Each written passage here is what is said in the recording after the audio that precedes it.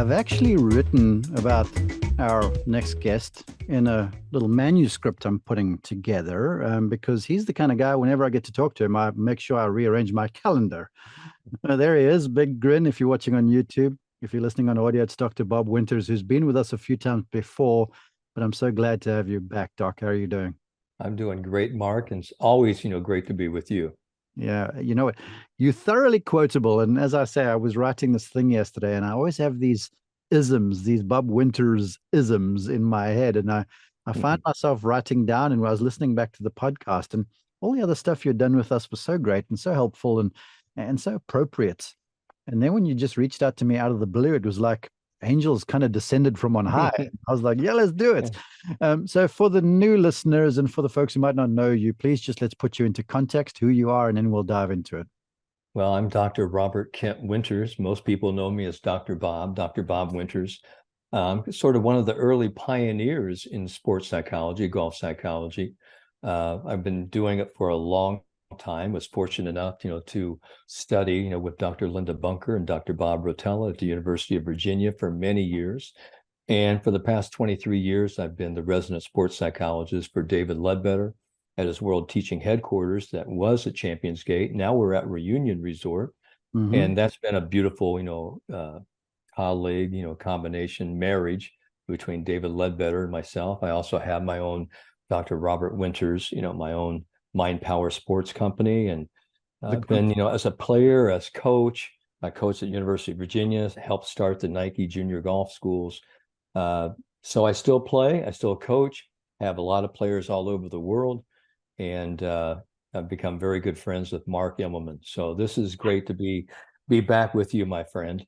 Likewise, it's my thrill. And the cool thing, folks, I'm just going to, while I'm talking to you, click this on share screen so we can see what's going on. So do go and check out this podcast on YouTube. Just search Mark Immelman and you'll find it. The cool thing about having Dr. Winters on is that, I'm a firm believer, Doc, that there's nothing really new under the sun. And you do such a beautiful job of kind of weaving the old and the new back together. And you take timeless concepts and make them very current. So you reached out to me, and for the folks watching on YouTube, they can see it. For the audio folks, we'll go through it. But I challenge you to go and have a look, and you can see this and basically write them down. You came to me initially with 6 fundamental thoughts for high performance. Then, because you are who you are, you hit me with another email saying, no, I think this is better. Here's 7 keys to playing great golf. So please talk about the inspiration behind this list, and then we can dive into it. Well, one of the things that I always hear players talking about, they say, I'm just not getting my real talent, on the golf course. Yeah. I'm much better than really what I'm performing. And so what I have actually been involved with for the last 40, even 50 years with this game is helping people understand that these cliches that we hear so much in golf, play your own game, be the ball, be the target. I mean, these are really, golden keys. They are the gospel of great golf. And so I thought to myself, before I leave this great golf course called planet Earth and move on, I really would like to have this magnum opus. I would really like to have a body of work that leaves the Dr. Bob Winters philosophy about what it means to really play your game. What does it mean to beat the golf course? What does it mean to play one shot at a time? Because that is the foundation that has been, working for the Ben Hogans, the Jack Nicklaus's, the Tiger Woods, the Annika Sorenstams, and the great players of today. I mean, they learned these, and they found the secret in the dirt. Mm-hmm. And so for the last 40, 50 years, working with players of all levels, whether junior, college, tour players, elite players, these are the things that really work. And I think for all the listeners and viewers who tune into this program, these 7 keys, if you never hear anything about me ever again, these 7 keys will always be evergreen because they will always be true and they will stand the test of golfing time. And that's really where, I reached out to you and I said, we've done some things with, great 10 mental keys for great putting. We've done a lot of different things, talking about the game and sports psychology. But Purposeful intent and vested indifference. That's the stuff. That's the stuff I was writing about the other day. Those two elements. Exactly. So good. And so what I wanted to talk about, is 7. When we start talking about the number 7, that has a strong relation in all of history and religion, theology. And I thought, let's have, 7 keys that we can give, the listeners, to golfers, that they can go out as soon as they watch this program, listen to this podcast, they can go, I'm going to apply 1, 2, or all 7 of them. And let's just see how good I get, because everything I talk about is not based on positive thinking. It's on possibility thinking and purposeful doing. So if I can get people to actually sort of listen to what we're talking about and really try this, really commit to it, I think they'll be really pleased with the results. I have to ask this question, and it may seem trite, so forgive me if so. And I'm making notes as I normally do. Folks watching me if I'm looking down. Is it as simple as going, if I'm now a fan or a golfer or an aspirant pro, whatever, I'm listening to this, I just want to do better.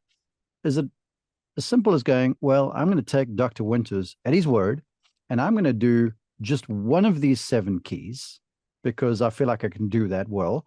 And even just that will improve my approach to the game. Is it as good as that? And obviously 1's good, 7 is great, that sort of thing.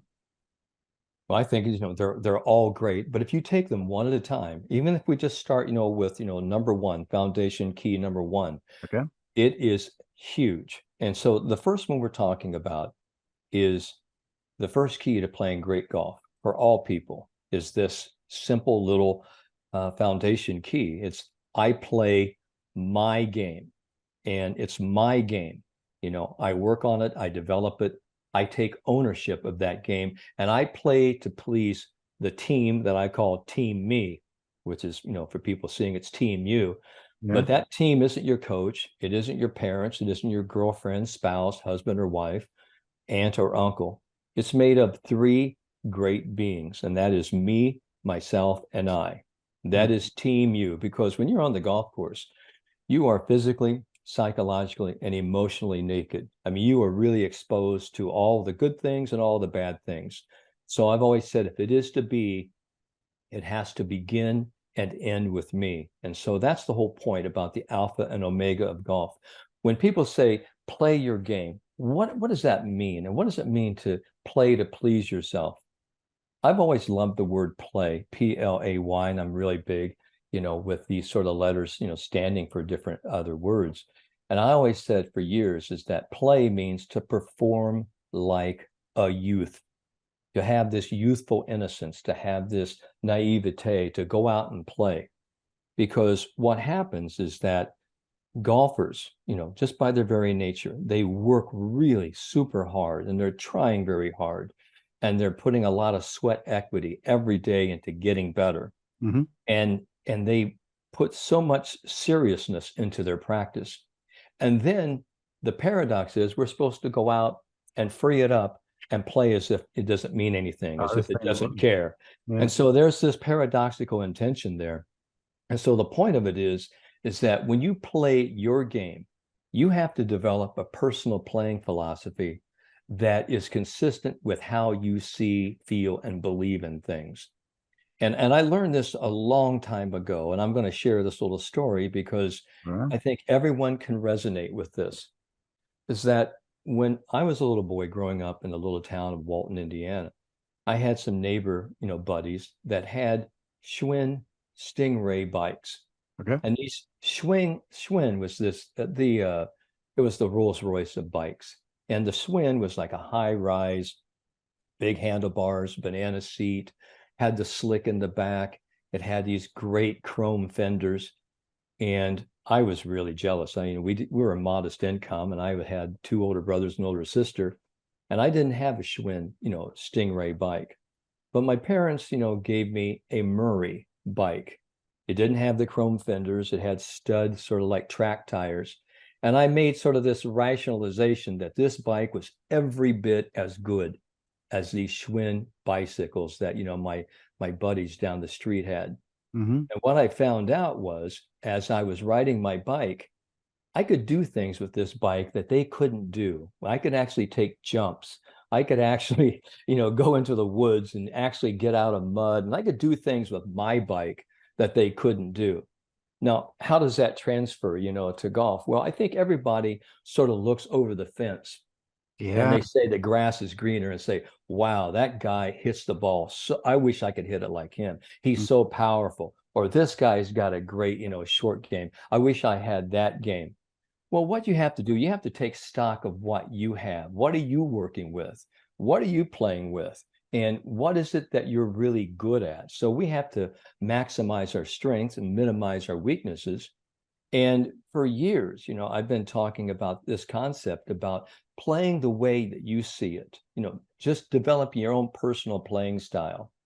And I remember being on a speaker's platform many years ago, Jim Ahern, wonderful senior tour player, Mm-hmm. invited myself to come out to La Quinta to talk about the mental game. And he had Corey Pavin, who had just, recently won the US Open years earlier. And he had people like Mike Nicolette and a lot of other people that were on the speaker's platform. And I remember Corey Pavin talking at the table when he sat down about the time he was playing these Cleveland VAS irons. Yeah. And they were really a different looking club at the time. And they were really sort of scientific. And he received a lot of grief from a lot of the other tour pros because they just weren't conventional. But I think Corey Pavin won at least 7 or 8 different tournaments. He won the US Open with these golf clubs.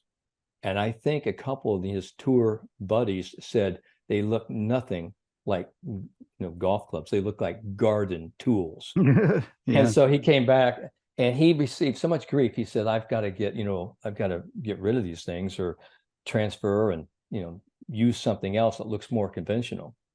And so he came back and sat down and he looked at me and I kind of said, well, the garden tool story, that's a great story. And he looks at me and he goes, so what would you have said to those guys if, they said you're using these tools look like garden tools? Mm-hmm. And I don't know if Corey remembers this, but it was a very small little saying. And I said, listen, I would have told them, yes, they are garden tools. And I'm a master gardener. And I got to tell you, and I've been tending my garden pretty damn well. Uh-huh. And that's really how I would have done it, And the point of it is that you have to be comfortable in your own skin. You've got to be able to play the game the way that you see it, because you can't play it like anybody else. And so that's why I'm saying, when you play your game, you have to please, me, myself, and I, because you're not trying to play for other people. You're playing for yourself, because if it is to be, it has to begin and end with me. And that's really what playing your game is all about.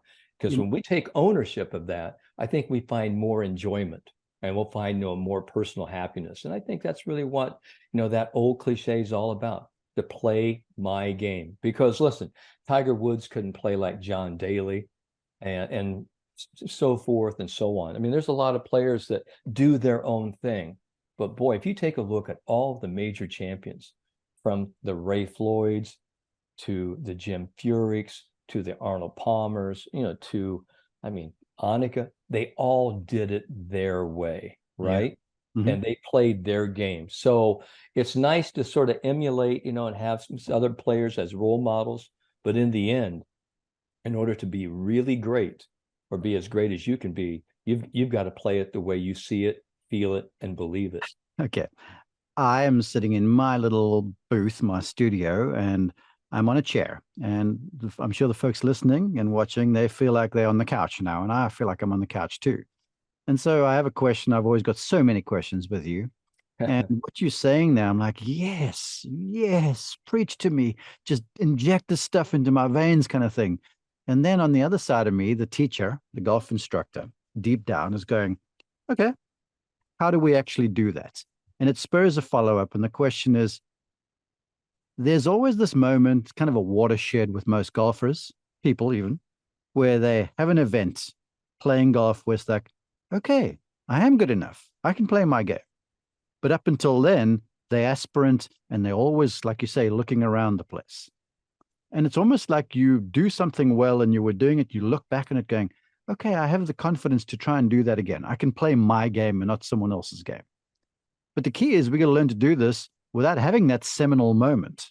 You get where I'm going. I'd love you to comment there, because it's almost like you've got to believe this, have the faith to believe it before it even happens, so you can sort of galvanize that belief. Yes. I think you have to, be able to be aware of it, to recognize it, and then actually reflect on it. You see, I've always talked about the good, better, best philosophy, Mark. Yeah. I always ask people, even the first time I meet with them, I don't care who it was, the best people in the world, I ask, are you good? And they sort of look at me and they grin. They go, why are you even asking me that? I'm going, it sounds like an elementary schoolyard question. And yes, I'm asking them because I want to have that knee-jerk response. I'm asking you because I'm asking you, do you really believe that you're good? Do you believe in your talent? And they'll say yes, or some say no. And then I'll actually follow it up and I go, how do you know that you're good? I think we have to take personal inventory of really the things that we do well, and sort of just go through your rounds and say, okay, these are the things I did really, really well. These are the things I'm a little, deficient on. I need to sort of shore those up, because really in any type of scoring competition, anything of value, you are only as strong as your weakest link.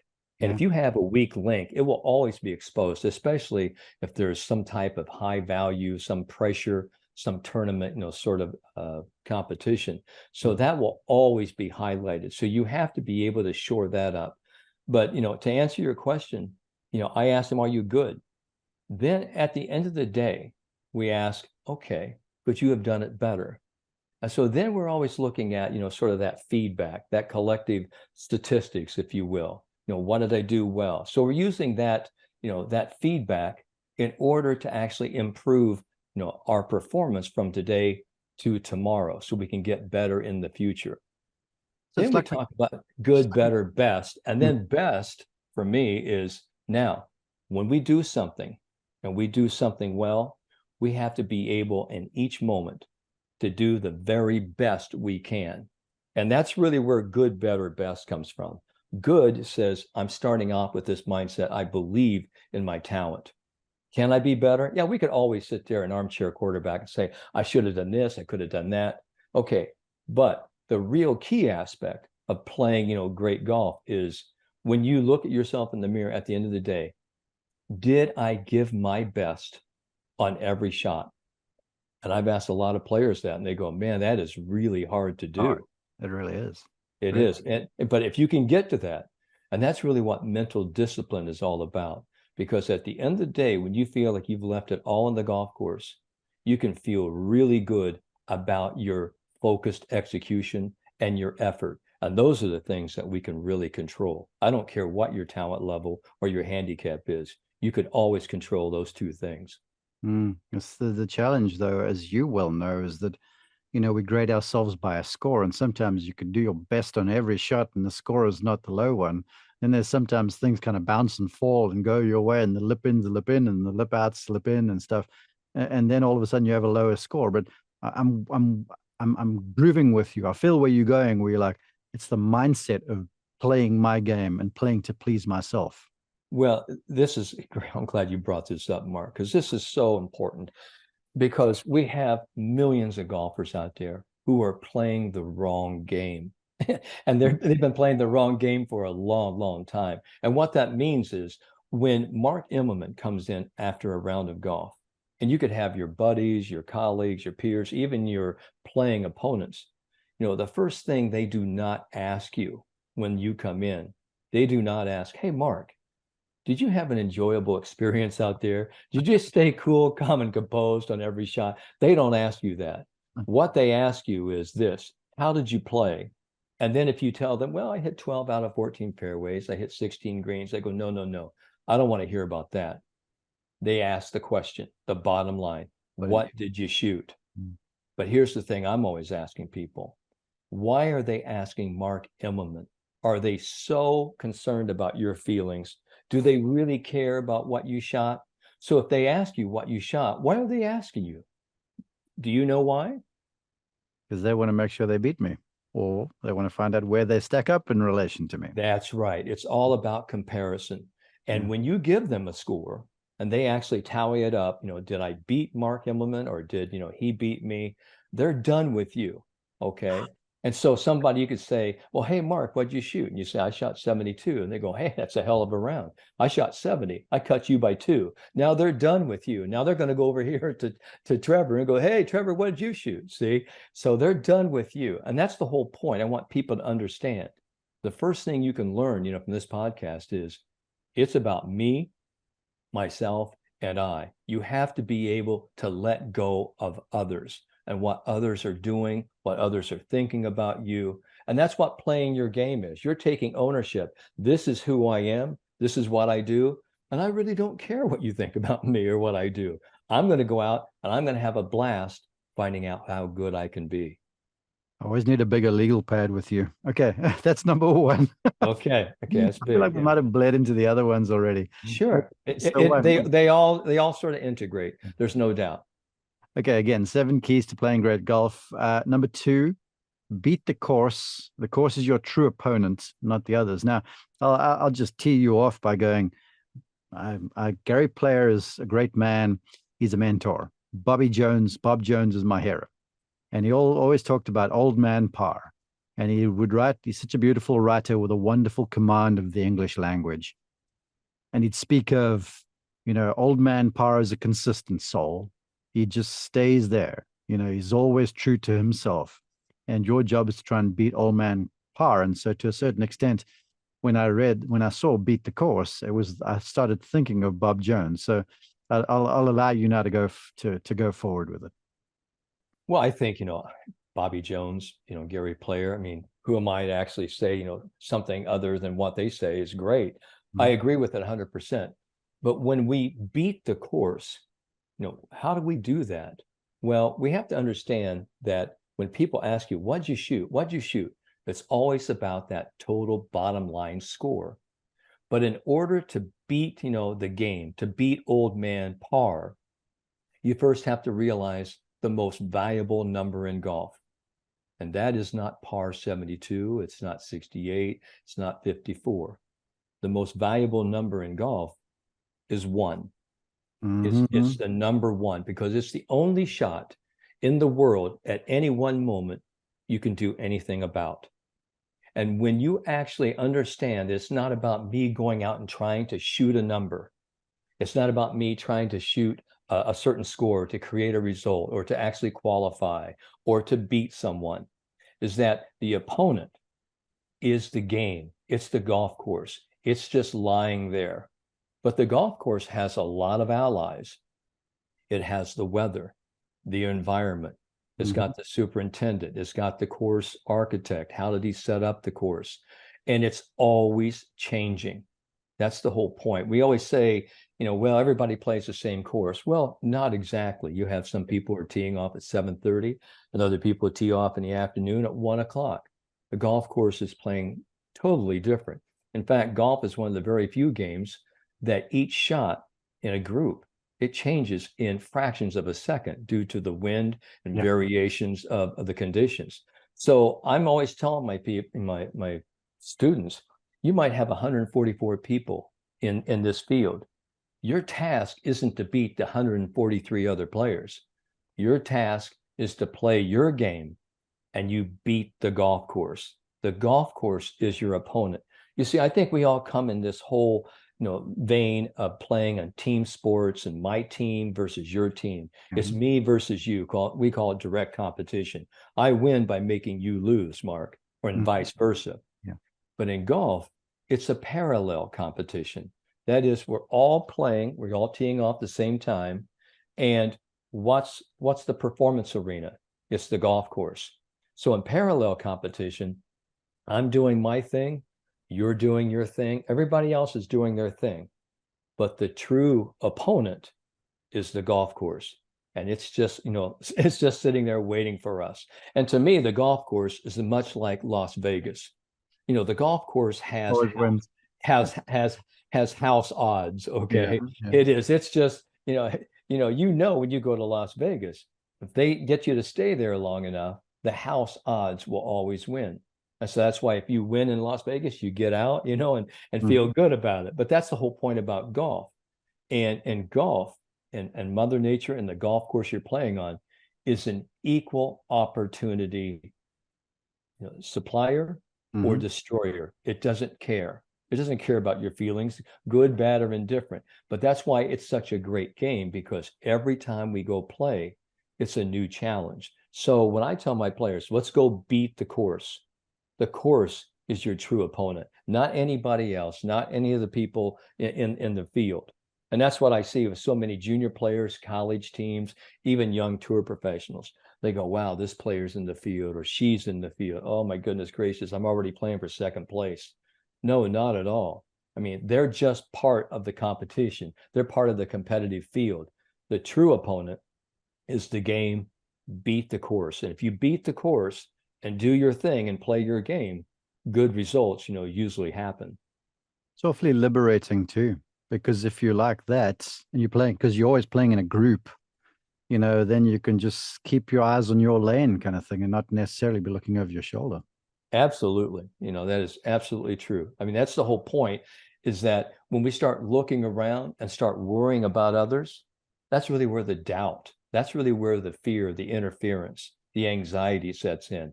If Mhm. you, know what you know and do what you know, you'll do pretty well. Got you. I've got lots of questions, but in the interest of time, let's move ahead. Okay, Okay. we 2 of 7 down. Number 3, again, a keys to playing great golf. I make a clear and purposeful plan on each shot I hit. I become clear of my intention because clarity equals confidence. This is such a great key. And I think every person needs to understand is that when you make a clear and purposeful plan, long before you step in to hit the golf shot, that's really where great golf is played. Great golf is really created in your decision making behind the ball, really seeing the shot. I've always loved, Jack Nicklaus, and I've always loved what he said. He said, I've never hit a shot in practice or competition that I first haven't really seen clearly in my mind's eye. Yeah. I visualize the shot.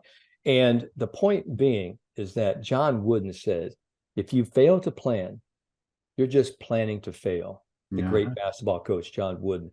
And I've always gone by that, because if you have a very crystal clear plan about what you want to do, I mean, just even in the planning stages, creating that plan, and then you rehearse that plan, you create a feeling, of, having an appropriate physical output to match that input that you see in your mind's eye.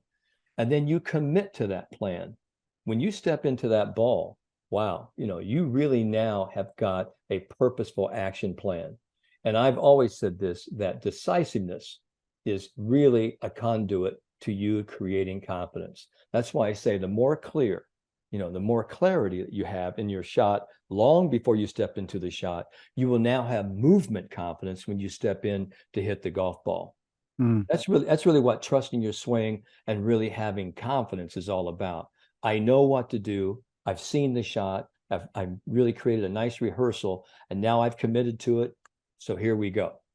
And so that's why I think clarity equals confidence. But golf, isn't the swing.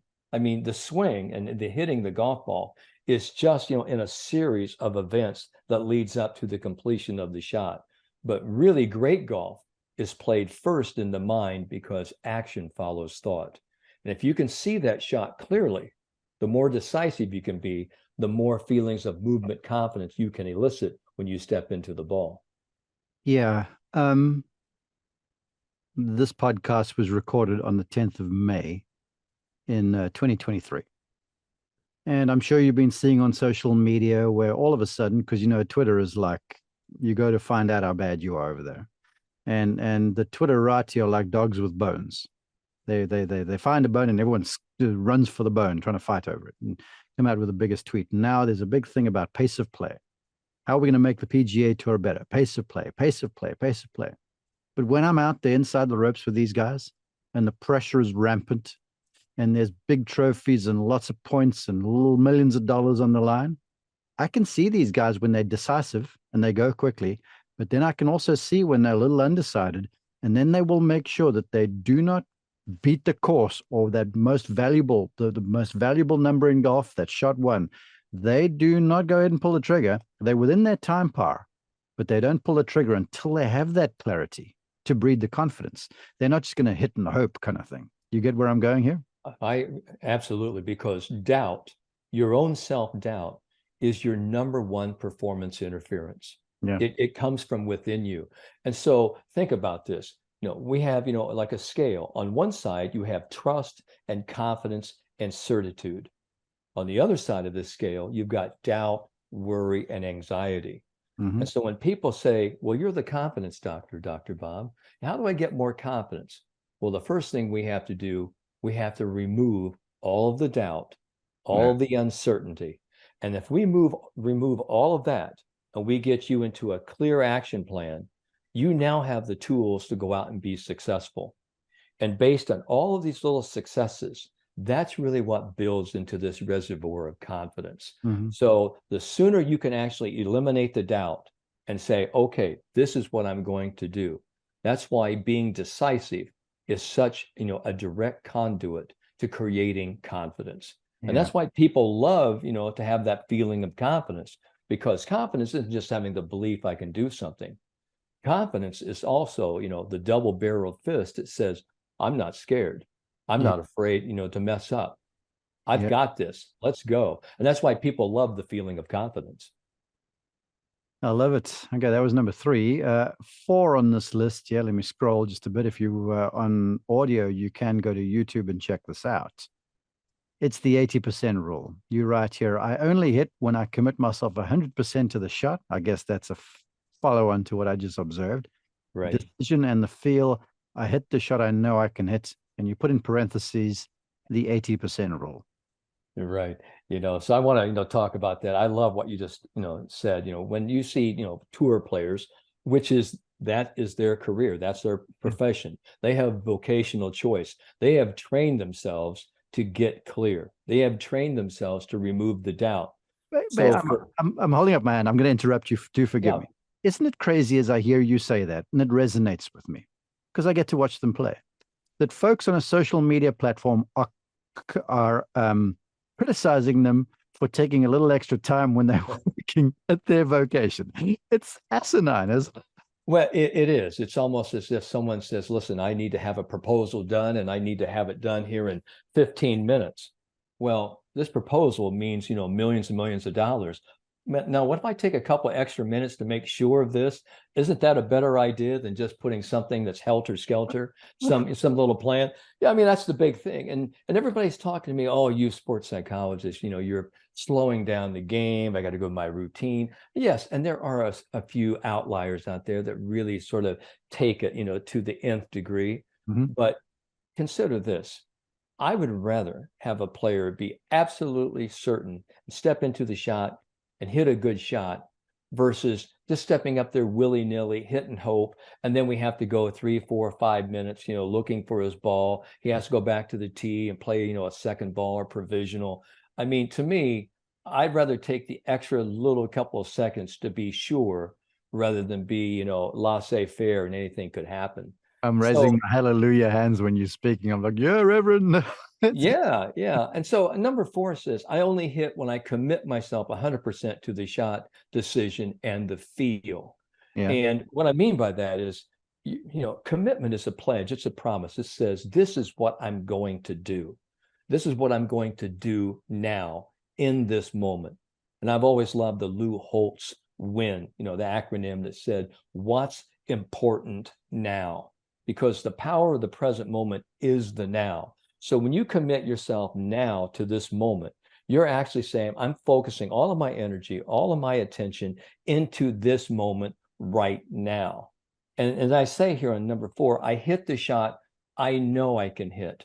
Now, there's sometimes when players have a risk-reward shot, or they have a shot that they're not really that certain with.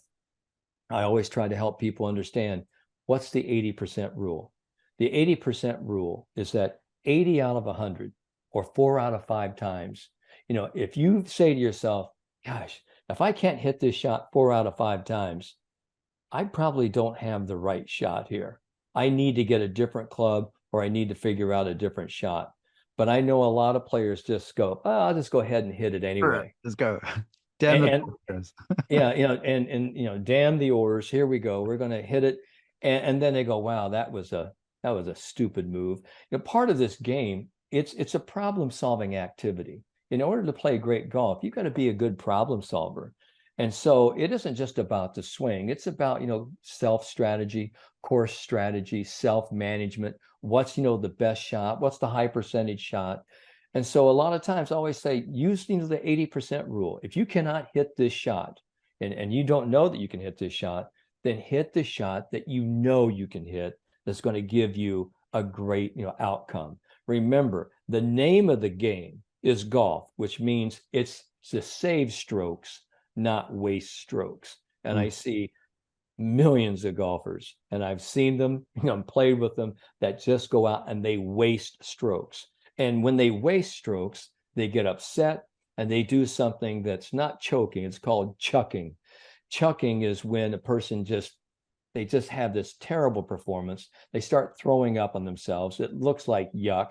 And then they get all upset. Then they actually take that frustration, that annoyance, and that anger, and they screw up 2 or 3 holes. And by the time they get themselves settled down, they've already destroyed their round. Yeah. So I always tell my players, let's don't be a chucker. Let's be a thinker. Let's be a player. Let's take it one shot at a time and do the very best with what you can in this situation. You'll have lower scores, a lot more enjoyment, down the road. Yeah, that stroke saving mentality is the smartest way to go about playing golf. Even the professional, they vacillate between stroke saving at times and then offense. It's not always just straight fired flags kind of thing. It's their continual real-time assessments of where they are physically, mentally, emotionally, what the golf course, to your point number 1, is doing, whether, and sometimes they're just kind of surviving, and then other times they're thriving. Well, you've seen it on the sidelines, and I have as well. I mean, being out there on tour for years, the point of it is that when you see someone like the great Tiger Woods, well, Tiger was in the woods quite a bit, but his recovery stats were phenomenal. Why? Because Tiger Woods had practiced, had rehearsed, had seen all sorts of different recoveries. Everyone says, oh, that's a miracle he hit that shot.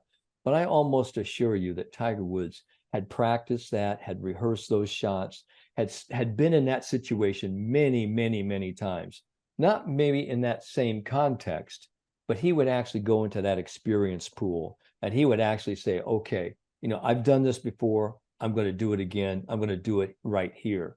And that's why, that's that 80% rule. And I don't think, Tiger would have hit a shot, just willy-nilly. I mean, this guy, he was a strategist. I mean, he was a great, focuser, and he could really execute because he knew what he was capable of. And he also had the patience and, the experience to realize, no, that isn't a good risk. That isn't a good gamble. And that's why, Tiger Woods is Tiger Woods and Jack Nicklaus. That's why they've won more majors than anyone else, because they not only outplayed, they outthought everybody long before they stepped in to hit the ball. So true. So true. Okay, point number 5. I get myself to, hold on. We're slowing down play, Dr. Winters. You and I, we're slowing down play. I get myself to a green light before I step into the ball. If in doubt, I back away and I reset. I never hit with uncertainty or doubt. Please go. Well, I mean, that's the whole point. I mean, when we're behind the ball, when we're actually doing our routine, and I remember years ago, I started this, there's a time to think, time to act, sort of that model. And there's been a lot of, people have actually, taken that and made derivations of it. But there is a time to think, and you've got to get yourself to a green light long before you step in to aim and address the ball. So when you actually walk into a shot and you have that little bit of doubt, I don't have the right club, the wind's coming up, I would say almost 95% of golfers, and even, tour players, I've heard them tell me, they step in and they go ahead and they hit it anyway. And the anyway shot is the killer. That is one of the greatest mental mistakes in golf. You should never, ever, and I want all my listeners to hear this, and your listeners as well, you should never, ever hit a shot when you're uncertain, you have doubt, because that golf ball understands what you're thinking and feeling. And if you have uncertainty, if you have doubt when you step into the ball, that is actually just relayed to the ball. And then it goes almost anywhere. So the anyway shot usually goes anywhere, and it usually does. So I'm always telling my players, and even those who have YouTube, they can see I have like a rubber band. And it's one of the greatest, little tools I've used for years. I will actually find myself stepping into a shot, or my players stepping into a shot. If they're unsure, they will say, stop. They'll snap that rubber band, back away, get themselves reset, and then step back in. And that's really what we were talking about earlier, Mark. I would rather have a player make sure about their intention and sense of purposefulness before they step into the shot, rather than step in there willy-nilly and hit the hit and hope shot, the anyway shot. I'll just hit it, because you're going to save strokes. You're going to actually speed up play, because you're going to hit, more successful shots.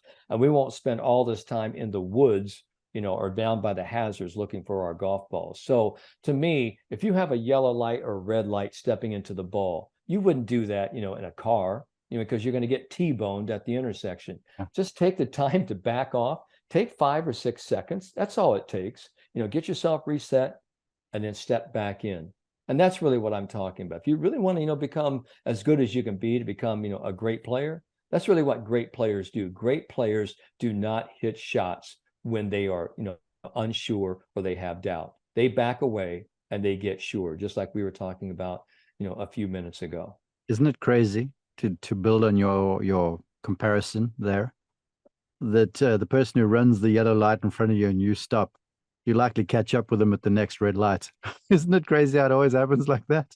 Well, it always happens. It always, the person, who's got to get in front of you, who has road rage. I mean, they're the most impatient person in the world, and they actually put everyone at risk. And then you catch up to them at the light, maybe, 15, 20 seconds later, and you go, wow, what did you really gain? What did you gain? And I see, a lot of, young players do that. They're actually afraid of being put on the clock. And so they step into a shot and they hit shots, and they actually give away shots.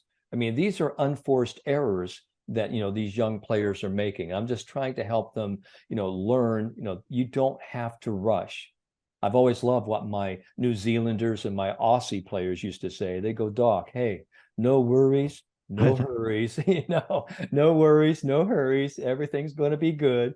And for a lot of my Australian, my New Zealand, my Kiwis, we have to kind of move them along. Let's go. Let's get going here. Okay. But it's pretty fun, that we can help them understand that. Yeah. I would argue, I'm sure you'd agree, that when you're rushing and you've got to get the red lights, so you run through, to build on the light thing here, and you've got to be green, so then you're racing through yellow lights and stuff. It's not what you gain necessarily, it's more what you lose, and what you lose is presence of mind, and the peace of mind, even to look at the shot, really assess it properly, and then go forth, as opposed to racing through stuff because I have to play fast or whatever the case might be. Well, I think, it's so true. I mean, it's just, I think when people go into, a golf round, they have these scoring expectations, these outcome expectations, and I have to do this and I have to do that. And it becomes self-imposed pressure, which is, the most dominant pressure there is. And what happens is that self-imposed pressure is the greatest catalyst to impede or impairs one performance, and actually interferes with all of their talent that they have developed or they have accumulated through their practice and repetition. So what we have to do is to free ourselves and say, I know what I'm doing. I'm adhering to my routine. I'm stepping into this ball. I've got a green light. I know what I'm doing.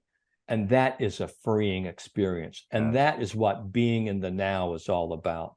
So we talk about the precious present. That's what it means. This is the gift of the now that I'm giving myself, to be focused for this shot right here, right now. And I'm not worried about the past. I'm not worried about the future. I'm here right now. Yeah. Point number 6 of 7. So 2 more. I play one shot at a time. One and one and one is done. Go ahead. Well, I think that's the whole point. I think that should be the mantra for almost everyone, is that we play one after one, until I'm done. And, when you do that, what that means is each shot you're stepping into, whether it's a drive, approach shot, a chip shot, or a putt, what is the most important number in golf? One. It's one. And what that does, it allows this present-minded focus. I think what most people, would agree, as we talked about at the beginning of this podcast, is that everybody said, what'd you shoot? What's your score? Okay. But here's the ultimate paradox in golf. If you want to shoot low scores, you have to give up the notion of wanting to shoot a low score. You have to be able to focus your attention on doing the very best you can at this one single moment, just this one shot, because that's really what it is. And it just becomes one after one after one until you're done. And then at the end, that's when we total it up, because I happen to think that the 99 percenters are predictors. They're counters. They're totalers. They have this mental scorecard in their head. They know exactly where they are. And if I could get people to just actually let go of their ego. That's what I say. Let go of your ego. Let go of your ego. Let go of your handicap. Let go of the scorecard, and just get focused into playing each shot as well as you can, and then total it at the end of the day. How good do you think you would be? You know Because, what? yeah, go ahead, Mark. Yeah. No, you're right. And you get me thinking now it's the sports psychologist who made a quip earlier that reminded me of his mentor, Dr. Bob Rotella. But then you talk about this one, and I started thinking from a golf instructor's point of view, and I'm like, heck yes. Because every shot on the golf course, to talk about your golf course point earlier, is different. It might be with the same club, but the environment is different. Not the ramifications might be different because they're all worth one. But one may be downwind, one may be into the wind, one may be with water on the left. Every shot is different. And then I find golfers trying to do every shot with the same sort of swing thought, as opposed to be in the mindset of one. And this one here needs me to create something that does this, versus trying to make one swing that fits all. You with me? Oh, absolutely. I mean, each shot you come up to has its own situational variables. Yeah. It doesn't mean, that, oh, okay. But what I'm trying to say is that no one shot is worth more or less than another. If you're really doing the very best you can in that moment, all right, that's the best that you can do. That's why I've always loved good, better, best, because people will come to me and I will say, this is the best that Dr. Bob Winters can give you. If you don't like it, come back tomorrow. I'll be better tomorrow, but this is the best I can give you right now. And I think that's really where we need to be with people. I think and I always loved, the Satchel Paige, the great African-American baseball player, when he was asked how old he was, because I think he was 43 years old when he signed his first Major League Baseball contract, even though he'd played for years. And they asked him how old he was. And he said, to, these young baseball players, he said, well, fellas, how old would you be if you didn't know how old you was? He says, age is mind over matter. If you don't mind, it don't matter. And I started thinking about that. How good would you be if you didn't know how good you was, to use a Pageism? Yeah. And how good would you be if you didn't know how good you had to be? And that's the whole point, that I'm talking about, this possibility thinking. How good will you allow yourself to be? Can you actually free yourself up to say, I'm going to play each shot, as I approach each shot, I'm going to play it as well as I possibly can. One after one after one. And then I'll record my score on the scorecard, and then I will park it and I will start fresh, one after one. And I always love, the whole concept of stringing pearls. It's one after one, and you string pearls, and then when are we done? Well, when we don't have any more strings to pearl, we finish the round, and then we count our pearls. That's what the scorer's tent, that's what the scoring table is all about. But I would almost say the masses are actually totaling, counting, predicting what their score is going to be. I mean, for everyone who's actually played, we know, say, I'm 3 over after the first 4 holes. Let's see. Yeah. If I par in, I'll shoot 39 on the front side. If I shoot 36 in the back, I'll shoot 75. Yeah, so we have a lot of these projectors, these predictors. And one of the worst things you can do is start totaling and counting your round while you're actually playing. I mean, that's just a major distraction. So that's why I say, the key foundation, number 6, to play one shot at a time, one after one after one, until you're done. That Dr. Rotella quip that I'd mentioned earlier he made a statement to me that you kind of embellished on, and that was that the ball has an uncanny nature to go where your final thought is. It sort of absolutely, absolutely. Because that's why I've always told people, is that your last 3 words, should be so specific and so simple.